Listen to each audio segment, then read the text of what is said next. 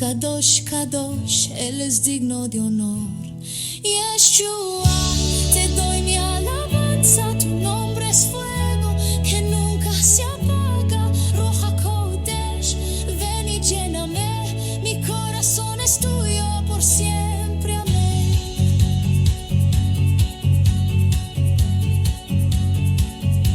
Cantamos unidos en todo lugar, de Sefarad hasta Jerusalén. Israel despierta, el león va a rugir, el Mesías vive, comienza a vivir. Yeshua, te doy mi alabanza, tu nombre es fuego que nunca se apaga. Ruja Kodesh, ven y lléname, mi corazón es tuyo por siempre, amén. Yeshua, te doy mi alabanza, tu nombre es fuego que nunca se apaga. Ruja Kodesh, ven y lléname, mi corazón es tuyo por siempre, amén, por siempre, amén.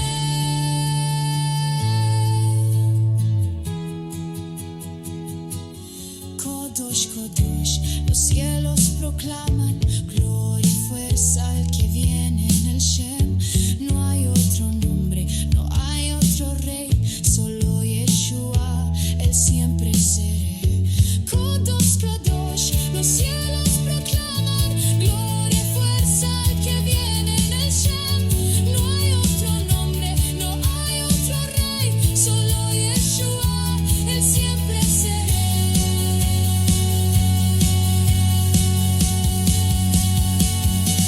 Yeshua, te doy mi alabanza, tu nombre es fuego que nunca se apaga. Roja Kodesh, ven y lléname, mi corazón es tuyo por siempre, amén. Yeshua, te doy mi alabanza, tu nombre es fuego que nunca se apaga. Roja Kodesh, ven y lléname, mi corazón es tuyo por siempre, amén. Yeshua, te doy mi alabanza, tu nombre es fuego que nunca se apaga. Roja Kodesh, ven y lléname, mi corazón es tuyo por siempre, amén, por siempre, amén.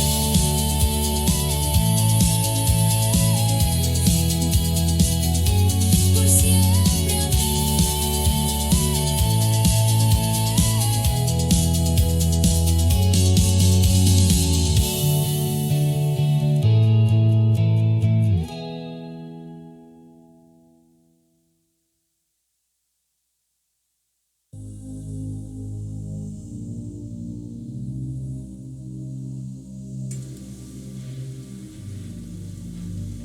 Aleluya, aleluya.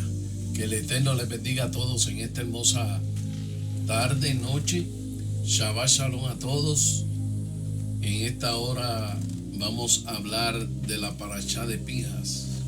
Oramos. Barú ataya abuelo genio melejolán. Acherque de Shanum es vivotabes vivanú la asobe de vire Torah. Bendito eres tú, Yahweh, Elohim nuestro, Rey del universo, que nos ha apartado con tus preceptos y nos ha ordenado ocuparnos en la palabra de tu Torah. Amén, hermanos. En esta hora vamos a hablar de la parashá Pinjas. Sí, mis hermanos, de la parashá Pinjas, de número 25, versículo 10 al 29, versículo 40. Amén. Y hoy vamos a cubrir 2 aliyás en esta hora. Si el Eterno lo permite, cubrimos 3, pero creo que vamos a cubrir solamente 2. Amén. Así que en esta hora yo quiero que usted esté conmigo, porque vamos a ver esta hermosa parashá. Esta es la parashá número 41, Pinjas. El Haftará está en Jeremías capítulo 1, versículo 1 al capítulo 2, versículo 3. Y Primera de Reyes capítulo 18, versículo 46, ¿verdad? Al 19, versículo 21. Pinjas significa boca de serpiente. Amén. Perdonen los ruidos. Estoy haciendo esta parashá, están los niños afuera, imagínense. Amén.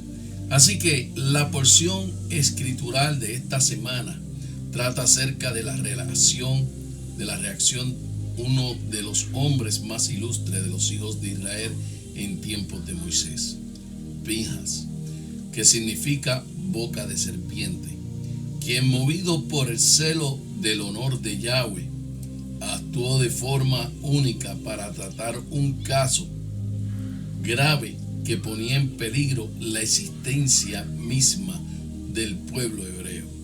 El Eterno premia su acción. Esta porción también nos enseña acerca de la justa demanda hecha por las hijas de Zelofehad en relación con la porción tierra dada a sus descendientes. Y por último, se nos informa de la elección de Josué como su sucesor de Moisés, así como concerniente acerca de las leyes o de los sacrificios para las festividades. Pero hay algo aquí: fanatismo o fidelidad es la pregunta. Asimismo, mis hermanos, fanatismo o fidelidad. La Parashá Pinjas es sin duda una de las porciones más provocadoras de la Torá. El acto de Pinjas, atravesar con una lanza a un hombre israelita y una mujer medianita, mientras mantenían una relación con el contexto de un culto idolátrico, ha desatado durante siglos un debate teológico y moral. La pregunta aquí: ¿fue un acto de celos sagrado o una explosión de fanatismo violento?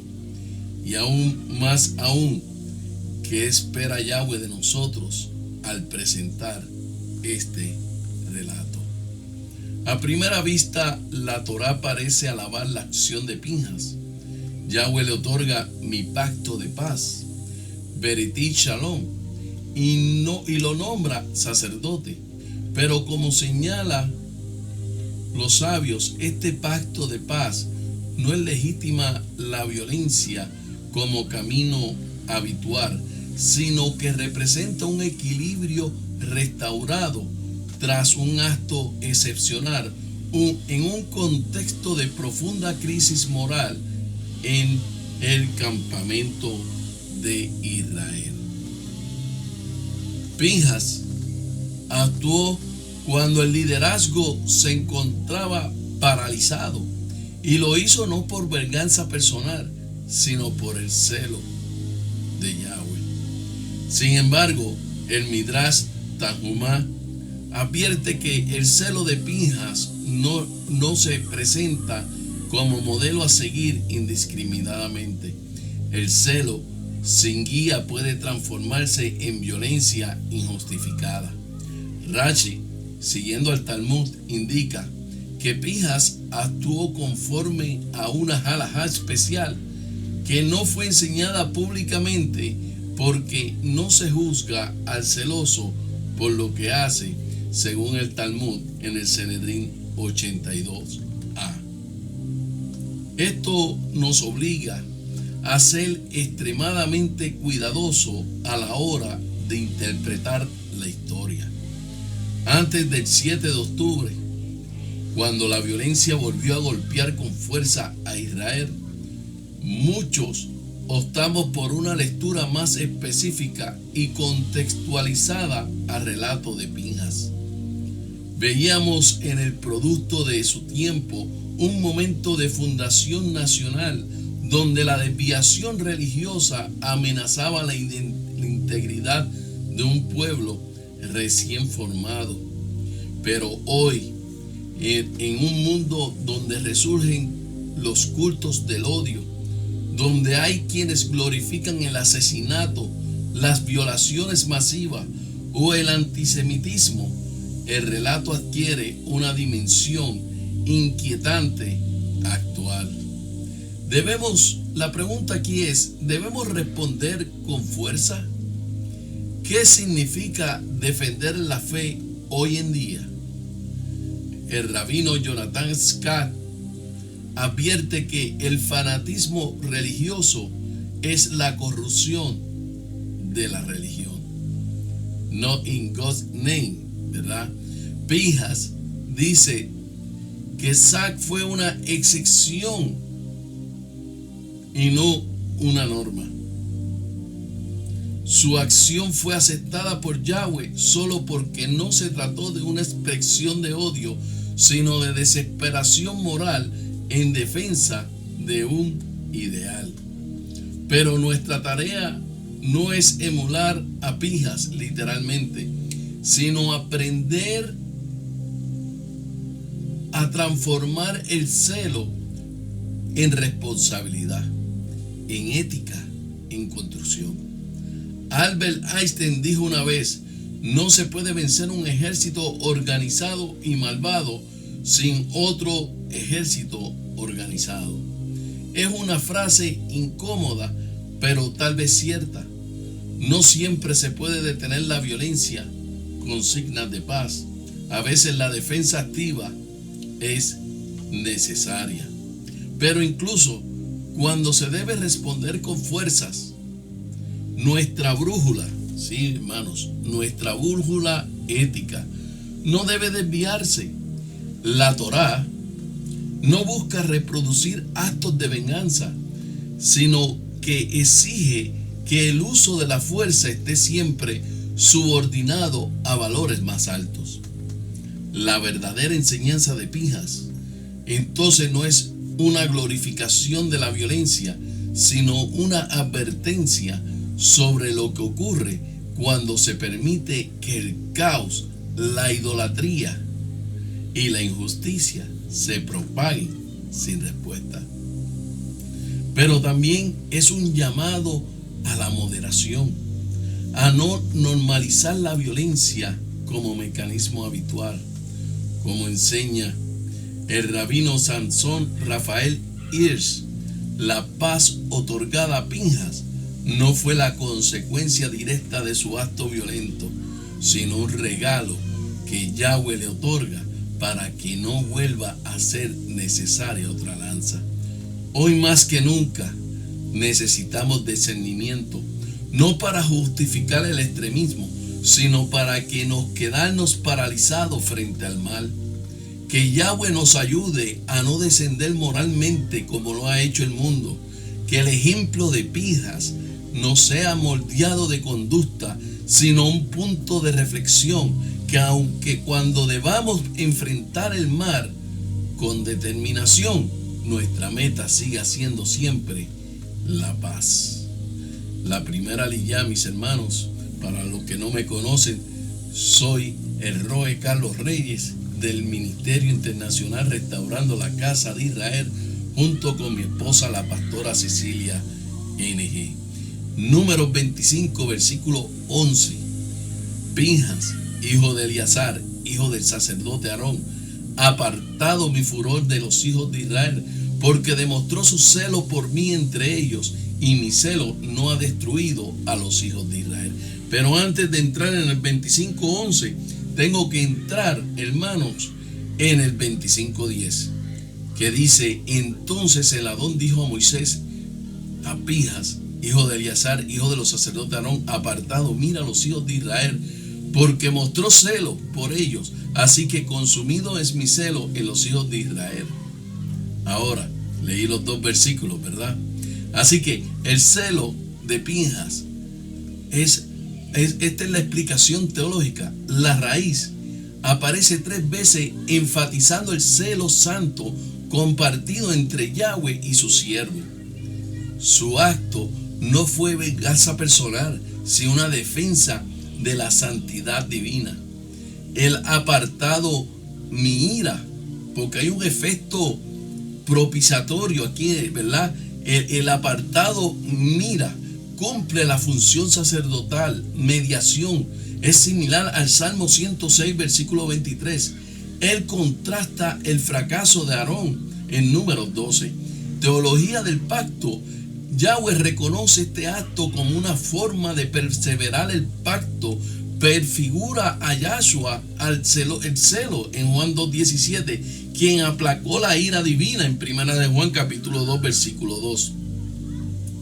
Pero en el Salmo 106, 30 y 31 él llama a su acción justicia.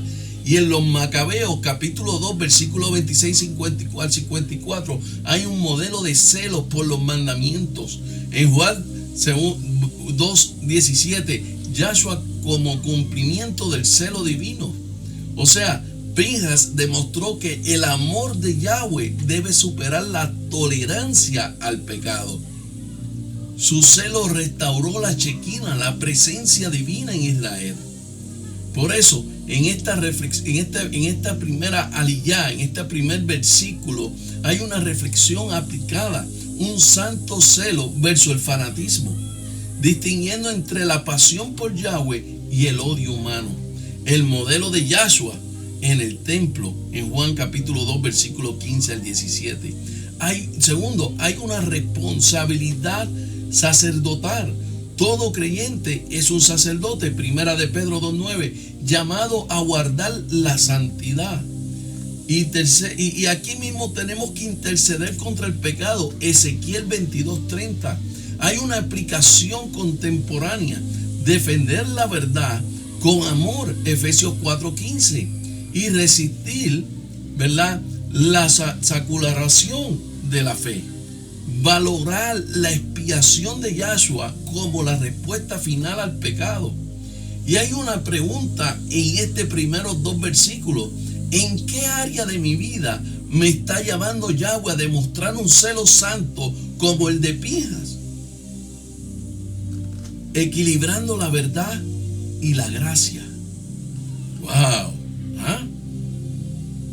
Esta parashá relata el momento en que Zimri, un líder de la tribu de Simeón, una de las tribus más reducidas en número, a causa de su recurrente desobediencia, protagonizó este deplorable episodio al caer presa de la tentación hasta el punto de la desvergüenza al exhibirse públicamente en un acto sexual con una de las princesas de Midian. Los hebreos impactados no sabían cómo proceder ante semejante muestra de descaro por parte de este líder. Si bien en lugar de los hechos estaba presente Moisés, Eleazar el hijo de Aarón y los ancianos, fue Pinhas, Fines como se llama en otras versiones, nieto de Aarón y el más joven de todos los congregados, quien tomó la iniciativa y actuó como correspondía en este caso. Él obró en el caso de Zimri como dicta halaijico, que dice: quienes celan el olor del Eterno se hacen cargo de él, del pecador causante de la deshonra. Dice Judas capítulo 1 versículo 11: ay de ellos, porque han seguido el camino de Caín, porque recompensas se le dieron en el error de Bilán y persistieron en la insurrección de Coré. Entonces, al consultarlo con Moisés, se le dijo: ¿quién lee la carta sea el emisario para ejecutar su contenido? Al escuchar estas palabras, Moisés Pinhas tomó de inmediato su lanza y atravesó a Zimri junto con su concubina. De este evento podemos aprender que hay situaciones respecto de las cuales los líderes pueden llegar a guardar silencio y sentirse incapaces en un momento tan decisivo y no saber cómo actuar. En este caso, guardar silencio da la idea de que ya nada se puede hacer. Estas posturas de silencio en el liderazgo puede desencadenar situaciones aún peores. El silencio es tomado como excusa para mantenerse al margen de la situación. Una persona que teme a Yahweh, sin importar si es líder o no, debe tener el valor y la sabiduría para actuar oportunamente en cuestión determinada, siempre a favor de la honra del Eterno y de la santidad del pueblo. Hay situaciones que nos permiten mirar en diferentes direcciones hacia los líderes de la congregación. Número uno, ¿verdad? Los líderes no siempre tienen todas las herramientas a su alcance para solucionar conflictos. 2, hacia el pueblo. El pueblo siempre es un conglomerado que está esperando y demandando acción de parte de sus líderes. 3. Hacia los transgresores. Los transgresores creen que siempre estarán bien, a que lo sucedido no daña a nadie, pero formar parte de una colectividad, de una congregación, de una quejilá, se les debe dar la libertad de no hacer todo lo que deseen. 4. Hacia Yahweh. No por mencionarlo de último, es el menos importante, por el contrario, puesto que de último este análisis para resaltar como sello la autoridad divina de Yahweh, quien en su soberanía demanda justicia, orden y cumplimiento del precepto establecido en su Torá, por lo que él mismo continúa siendo la fuente de sabiduría a la que debemos recurrir para solucionar todo tipo de conflicto. Es deber de cada siervo del Eterno proteger el honor de los líderes y hacer todo lo posible para respaldar y aumentar la influencia de ellos ante el pueblo. Pinjas, el nieto del sumo sacerdote Aarón, había tomado una lanza y con ella matado a un jefe israelita y a una madianita que había cometido fornicación abiertamente en el campamento de Israel, profanando el nombre de Yahweh. Anteriormente había salido una orden divina de los jefes para ejecutar a todos aquellos que se habían unido en Baal-peor. Números 25, versículos 4 y 5. El Talmud dice que Pinjas no era cohen. Antes de ejecutar a Sinri, solo Aarón y su familia y su futura descendencia habían sido designados como sacerdotes. Pero como Pinjas ya había nacido cuando Aarón y sus hijos fueron instalados como sacerdotes, él no tenía el derecho de ser cohen. Éxodo 28:1. Sin embargo, él pertenecía a la familia del sumo sacerdote y por esto tenía una posición de liderazgo nato. Por lo tanto, Pinjas no había tomado la justicia en sus propias manos como individuo, sino como parte del liderazgo del pueblo que había ejecutado la justicia y la ira del Eterno en contra de los pecadores. Su genealogía es mencionada, entre otras cosas, con el fin de mostrar que él era parte del liderazgo y tenía derecho de hacer lo que había hecho. Él actuó como un agente de Yahweh con autoridad delegada, obedeciendo el mandamiento en Números 25:4. Ejecútalos delante de Yahweh a plena luz del día. El celo de Pinjas fue elogiado por el Eterno, recompensado con un acto especial para él y sus descendientes. Si él no hubiera actuado de esa manera, la ira de Yahweh hubiera destruido a los hijos de Israel. El acto de Pinjas salvó al pueblo e hizo que el Eterno le diera el sacerdocio perpetuo. En el pecado de los hijos de Israel, con el becerro de oro, murieron 3,000 de todo Israel, pero con la plaga que vino por el pecado del Baal-peor murieron 24,000. Aunque esta cifra corresponde a un mediano de 2,000 por cada tribu, la tribu de Simeón fue la más afectada por la plaga. Un poco de levadura leuda toda la masa, pero al condenar y extirpar los actos pecaminosos de una parte del pueblo, el resto del pueblo es salvado. La plaga cesó cuando Pinjas ejecutó la ira de Yahweh contra los pecadores. Si nosotros no combatimos el pecado en nuestras propias vidas y en las congregaciones y en la sociedad en la que vivimos, crecerá como un cáncer y nos matará. Por eso es que Yahweh es un Yahweh de orden, no de desorden. No podemos ser diferentes ante la injusticia, la mentira y otros pecados. Si andamos en tiniebla, no hay sangre que nos limpie de todo pecado. Primera de Juan capítulo 1 versículo 7. En Números capítulo 25 versículo 12 dice: por tanto di, he aquí, yo le doy mi pacto de paz. En el texto hebreo la palabra para paz es shalom y tiene un aparente defecto, porque la letra Vav, que corresponde a la letra o está partida, si es así, fue escrito en el original, porque Yahweh escribió la palabra para paz completa, shalom, con una letra no completa. Hay una opinión que dice que Pinjas solo tuvo justicia en su mente cuando ejecutó a los pecadores sin tener una actitud de misericordia. Por eso el pacto con él no fue perfecto. Las escrituras enseñan que no hay paz en la sociedad si no hay justicia. Y está escrito que el fruto de la justicia es shalom, paz, Hebreos 7:2, donde primeramente habla de justicia y luego de paz. En el Salmo 72 del 1 al 4, en el Salmo 85:10, Isaías 32:17, Isaías 48:22, Isaías 57:21 y Isaías 60:17.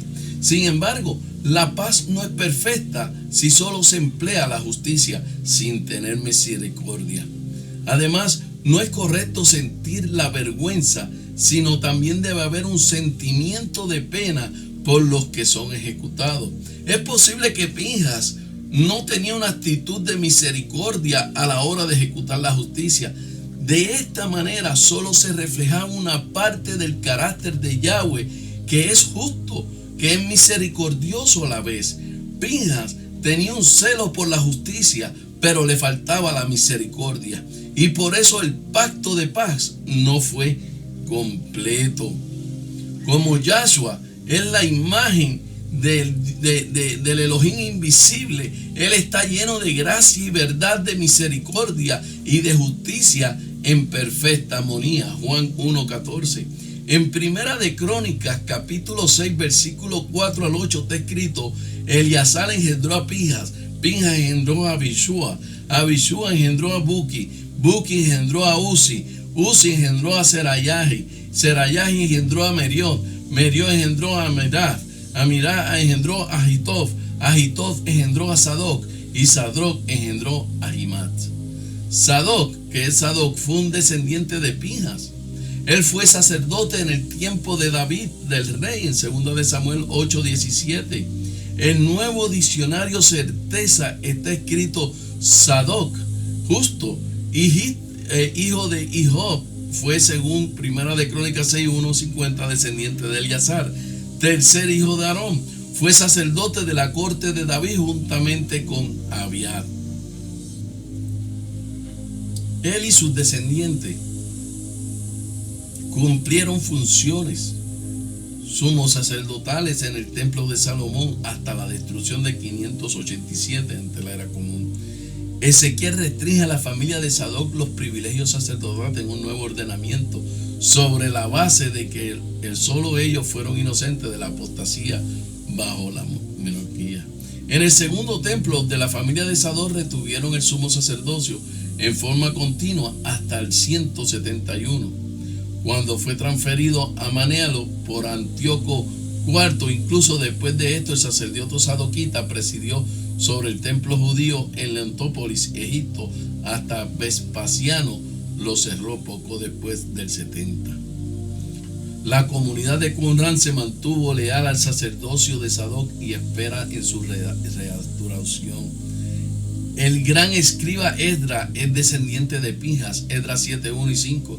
Durante el reinado mesiánico se restaurará la familia de Pinjas por línea de Sadoc, Ezequiel 40:46, Ezequiel 43:19 y Ezequiel 44:15 y 48:11-12.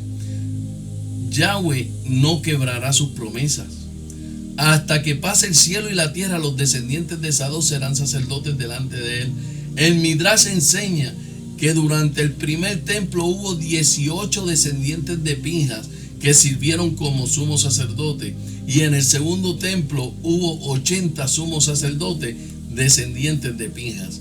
Veamos este texto de la versión textual en Números 25:12. Por tanta anuncia, he aquí yo establezco un pacto de paz con él. ¿Qué significa este pacto de paz? Ezequiel 34:25-28. Estableceré con ellos un pacto de paz y haré que desaparezcan las tierras de las fieras dañinas, de modo que habiten seguros en el desierto y duerman en los bosques. A ellos alrededor de mis colinas dará mi bendición. La referencia a un pacto de paz indica que el establecimiento de una alianza, un sacerdocio eterno. Lo que se hizo con este hombre representa lo que Adón hizo con nosotros. Pinhas no era hijo de Aarón, fue hecho su hijo por el Elohim. El Eterno honró su valor y su celo en contra del pecado, haciéndolo cohen. En este tiempo hay muchos que desean abandonar el pecado y servir al Elohim como está establecido según la Torá. Por eso el Eterno continúa diciendo un pacto de paz, como dice en Jeremías 31, 33, 34. Número 25:13. Será para él y sus descendientes después de él una alianza de sacerdocio perpetuo, porque él tomó acción celosa en favor de su Elohim, haciendo así expiación por los israelitas, por causa de su acción en pro de la justicia y del bien, que resultó que el fin de la plaga, el Eterno declaró por su boca que de Moisés, yo, Yuhel Bajei, le otorgo mi pacto de paz. Pinhas, quien figura por este carácter de celo por la honra de Yahweh, el espíritu de celo por Yahweh y todo lo concerniente a él era el mismo espíritu de Nahabí, Elías, Johanán, el inmensor, claro está, en Yahshua mismo. Juan 2:17, sus taladín recordaron después que Tanakh dice, el celo por tu casa me devora. En el Tejilín 69:9, Salmo 69:9, porque me consume el celo por tu casa y los reproches de los que te insultaban cayeron sobre mí. En Números, capítulo 25, versículo 14 dice, el nombre del hombre de Israel fue muerto con la madianita Simir y su hijo Salú, jefe de una casa paterna en Shimón. La tribu de Shimón tenía problemas para dominar su instinto sexual. El ejemplo de su jefe produjo mucho pecado entre ellos. Por tanto, la plaga que vino sobre los hijos de Israel hizo morir muchos de la tribu de Simón. De modo que al comparar los dos últimos censos se ve una reducción considerable en esa tribu. Número 26:1. Y aconteció después de la plaga que Yahweh habló a Moisés y a Eleazar, hijo sacerdote de Aarón, diciendo, en este versículo vemos que Yahweh destaca la importancia de la plaga ante el censo. Y esto nos enseña que la plaga tiene mucho que ver con el resultado del censo. La lección sigue siendo esta: no esperes a alguien que haya deshonrado con su pecado al Eterno, que vivirá exento de las maldiciones que acarrea dicho acto. En Deuteronomio 28, Deuteronomio 28 lo podemos leer para que usted vea. Y ¿por qué? La pregunta aquí es ¿por qué tanta radicalidad? Esa es la pregunta, ¿por qué tanta radicalidad? Los madianitas habían cometido un pecado más grave que el de los moabitas, porque vivían más lejos y no tenían una razón lógica para meterse en ese asunto. El hecho de que los moabitas habían intentado de dañar al pueblo de Israel es entendible por el temor que les tenían. Por eso el Eterno no ordenó a los hijos de Israel atacar a los moabitas, pero los madianitas habían dañado al pueblo de Israel sin razón. Por eso vino esta venganza del Eterno sobre ellos por medio de su pueblo. No sabemos cuántos de los hijos de Israel que habían fornicado con las hijas de Moab y Midian. Sabemos que 24,000 murieron por la plaga del Eterno, pero esto no significa que todos ellos habían pecado directamente. No es solamente el hecho de pecar lo que produce el juicio del Eterno sobre el pueblo, sino también el silencio y la pasividad de los demás. La pasividad ante el pecado de los hermanos es una de las cosas más dañinas para el pueblo. Si no reprendemos a los que se nos empeñan a pecar, vamos a ser considerados como cómplices con ellos, y el juicio también nos alcanzará por nuestro silencio. Con los que defienden su pecado hay que ser muy severo, pero con los que se arrepienten hay que ser muy misericordioso. No podemos tomar a la ligera el pecado de la fornicación. Está prohibido tener relaciones íntimas fuera del pacto matrimonial. El que comete esos pecados no tiene herencia en el reino venidero. Y si permitimos en nuestras comunidades personas que vivan en fornicación, también seremos juzgados por nuestra pasividad ante el pecado. Primera de Corintios capítulo 10 versículo 8 está escrito que 23,000 cayeron en un día por causa de la fornicación. Pablo no menciona el pecado de la idolatría en su advertencia, solo la fornicación.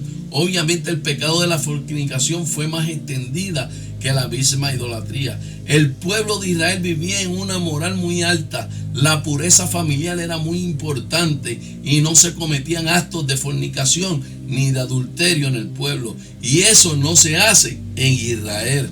Génesis 34:7. Las mentes y las conciencias de los israelitas estaban programadas para rechazar la fornicación.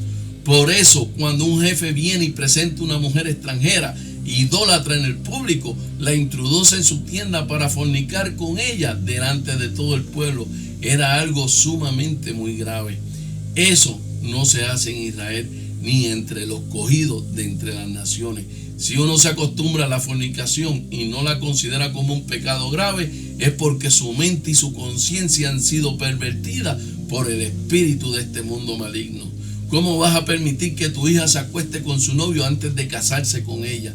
Y si en algún momento piensa que se puede vivir juntos sin estar casado, necesitas arrepentirte por haber aceptado algo que el Eterno no acepta. No está permitido tener relaciones íntimas sin un pacto matrimonial entre el hombre y la mujer. Si nos consideramos bueno y justo y correcto, lo que hizo Pinjas cuando atravesó a Zimri y Cosbi con una lanza, entonces nuestras mentes no han sido renovadas según la Torá. Pensamos lo contrario de lo que piensa el Eterno. Lo que hizo Pinjas fue bueno a los ojos del Eterno y fue grandemente recompensado por su acto de haber ejecutado a los fornicarios y los idólatras con el celo del cielo. ¿Por qué tanta radicalidad? Para salvar al pueblo de la destrucción. Un poco de levadura leuda toda la masa. Y hay que cortar con estas cosas para que los justos no desaparezcan del mundo. Estamos hablando de cómo se debe tratar con el pecador que se empeña en su rebeldía. Otra cosa es cuando uno cae por debilidad y luego aborrece el pecado y se arrepiente. El Eterno es muy misericordioso con los débiles. Perdona a los que se arrepienten. Aunque caigamos muchas veces y nos arrepentamos de nuevo, Él nos perdona. Sin embargo, si caemos en fornicación normalmente es porque no entendemos la gravedad del pecado. Si tú supieras que obtendrías sida a la hora de cometer fornicación, ¿lo harías? Vemos que el temor a las consecuencias evita el pecado. Si no hay temor, el pecador sigue cayendo y cayendo pensando que su pecado no es tan grave. La fornicación es grave. El severo juicio viene sobre los que se arrepienten de verdad de su fornicación. Está escrito en Colosenses capítulo 3 versículos 5 al 7. Por tanto, considera a los miembros de vuestro cuerpo terrenal como muertos a la fornicación, a las impurezas, a las pasiones, los vanos deseos, la avaricia, que es idolatría. Pues la ira de Yahweh vendrá sobre los hijos de desobediencia a causa de estas cosas en las cuales vosotros también anduvisteis en otro tiempo cuando vivías en ella. Efesios capítulo 5 versículo 3 al 7. Pero que la inmoralidad y toda la impureza o avaricia ni siquiera se mencionan entre vosotros, como corresponde a los santos, ni obscenidades, ni necedades, ni groserías, que no son apropiadas, sino más bien acciones de gracia. Porque con certeza sabéis esto, que ningún inmoral, impuro o avaro que es idólatra tiene herencia en el reino del Mesías y de Yahweh. Que nadie nos engañe con palabras vanas, pues por causa de estas cosas la ira de Yahweh viene sobre los hijos de la desobediencia. Por tanto, no seáis partícipes con ellos. Y podemos hablar en 1 de Corintios 6, versículos 9 al 11. ¿O no sabéis que los injustos no heredarán el reino de Dios? No dejes de engañar ni los inmorales, ni los idólatras, ni los adúlteros, ni los afeminados, ni los homosexuales, ni los ladrones, ni los avaros, ni los borrachos, ni los difamadores, ni los estafadores heredarán el reino de Yahweh. Y esto erais alguno de vosotros, porque fuiste lavado, pero fuiste santificado, pero fuiste justificado en el nombre de Yahshua HaMashiach y el Espíritu de nuestro Elohim. Shalom Alejem, mis hermanos, Shabbat Shalom. Oramos para ser despedidos en esta hora. Solamente cubrimos la primera lilla. Después venimos con la segunda, tercera, cuarta y quinta lilla. Barú ataya abuelo genio melejolán. Acher kedalan atu toratot emayet emevayeyey olán. Natán betagenio. Barú ataya bueno teja Torah. Bendito eres tú, Yahweh, Elohim nuestro, Rey del universo, quien nos ha dado la Torah de verdad y has establecido la vida eterna en nosotros. Bendito eres, Yahweh, dador de la Torah. Shabbat Shalom, mis hermanos, que el Eterno les continúe bendiciendo.